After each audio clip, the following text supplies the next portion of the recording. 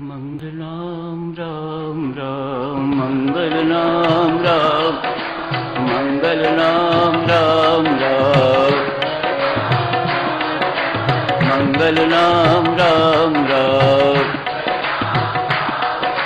मंगलनाम राम राम मंगलनाम राम राम मंगलनाम राम राम मंगलनाम राम राम मंगलनाम राम राम मंगलनाम राम राम मंगलनाम राम राम मंगलनाम राम राम मंगलनाम राम राम मंगलनाम राम राम मंगलनाम मंगलनाम मंगलनाम मंगलनाम मंगलनाम राम राम राम राम राम राम राम राम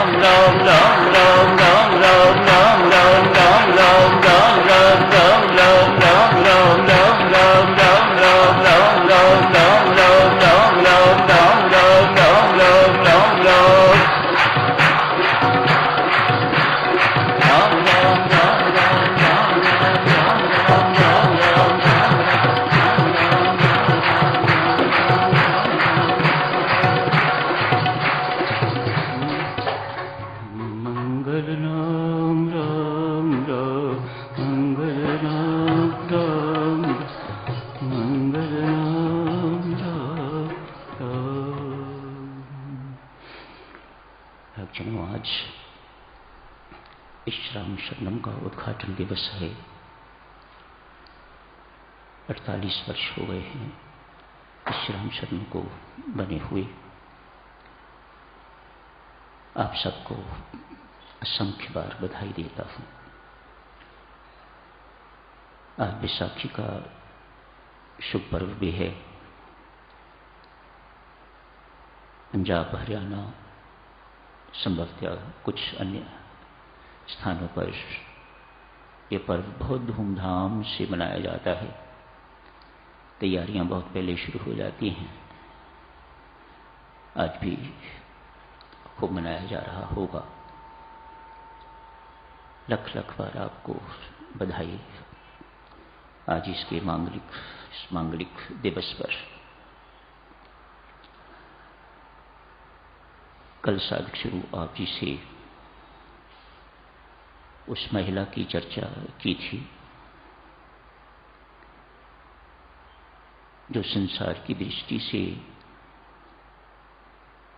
धन के अभाव होने के कारण गरीब समझी जाती थी,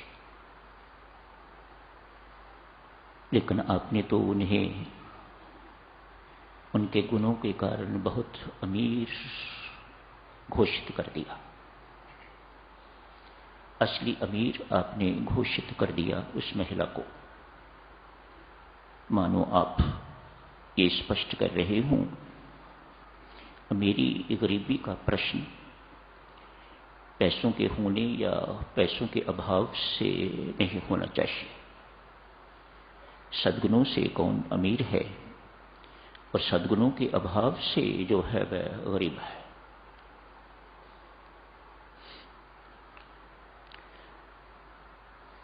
सद्गुण अर्जित करने चाहिए और फिर सद्गुरु से प्रेरित सत्कर्म होते हैं। तो सद्गुणों की पूंजी इकट्ठी होती है, सत्कर्मों की पूंजी इकट्ठी होती है। व्यक्ति सेवा करने लग जाता है, निष्काम भाव से सेवा करने लग जाता है, तो वह भीतर की संपदा से मालामाल हो जाता है। सब में परमेश्वर को देखने की योग्यता, सब में परमात्मा का नूर विराजमान है, इसे अवलोकन करने की योग्यता धीरे धीरे परमात्मा उसे देनी शुरू कर देता है। उसके लिए सर्वत्र जगत राममय हो जाता है। अपना अपना, मेरा, मैं, ये तो सब संसारी शब्द है। अपने पुत्र का पालन पोषण तो हर कोई करता है, अपने पुत्र के पुत्र का भी, पुत्री के पुत्र का भी। ये तो सब संसारी बातें हैं, मत समझिए। इनके प्रति अपना कर्तव्य निभा के तो आप सेवा कर रहे हैं, ये सत्य नहीं है। शास्त्र इसकी अनुमति नहीं देता।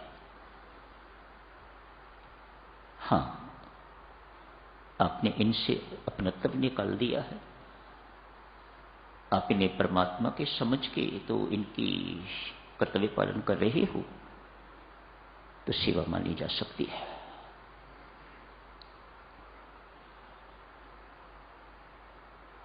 अपनी पुत्री को बहुत दहेज दिया जाता है। शास्त्र कन्यादान तक तो कन्यादान स्वीकार करता है। उसके बाद यदि आप ये समझे कि उन्हें जिंदगी भर दे के तो आप दान कर रहे हो, तो शास्त्र सहमत नहीं है। ये दान नहीं है। लोग प्रायः जिंदगी भर पुत्रियों को, जमाइयों को देते रहते हैं। कहीं आप इस भ्रांति में हो कि ये हमारा दान समझा जाएगा, तो ये भ्रांति है, ये सच्चाई नहीं है।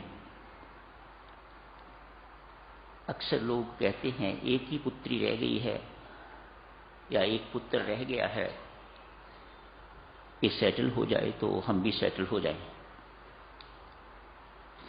क्या साधक चुनो आप लोगों का अनुभव ऐसा कहता है कि कभी आप सेटल महसूस करते हो? सेटल करते करते जिंदगी भर लोगों को, औरों को सेटल करते करते स्वयं आदमी अनसेटल हो जाता है, अनसेटल्ड रहता है।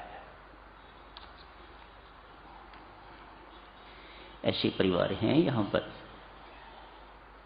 15 साल में शायद ही कहीं घर से बाहर खाना खाने के लिए गए हों। कम से कम मेरे से तो बात नहीं करी कि हम कल खाना बाहर खा के आए थे। लेकिन पुत्री का विवाह होता है, जमाई आना शुरू कर देता है, यदि आसपास ही हो तो हर 15 दिन के बाद आज खाना बाहर। क्या किसी की जिम्मेदारियां खत्म होती हैं? ऐसे हुआ कि बहुत बड़ा दिन है आज, कुछ भ्रांतियां हमारे मन में हों तो आज निकलनी चाहिए। ये भ्रम है, बढ़ना तो सच्चाई की ओर है, सत्य की ओर बढ़िएगा, इन भ्रांतियों को छोड़िएगा। देना बुरी बात नहीं है। आप मकान दीजिएगा, एक कोठी दीजिएगा, अनेक कोठियां दीजिएगा पुत्री को, देना बुरी बात नहीं। लेकिन दान तो किसी जरूरतमंद को देने को कहा जाता है।